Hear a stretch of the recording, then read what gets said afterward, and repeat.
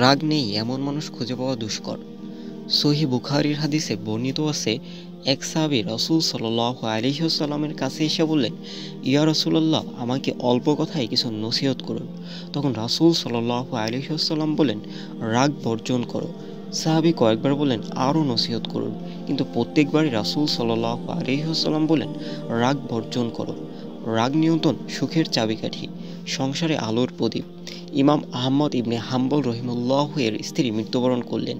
যখন দাফনের সময় হলো, তিনি বলে উঠলেন, হে উম্মে আবদুল্লাহ, তোমার কবর শান্তিময় হোক।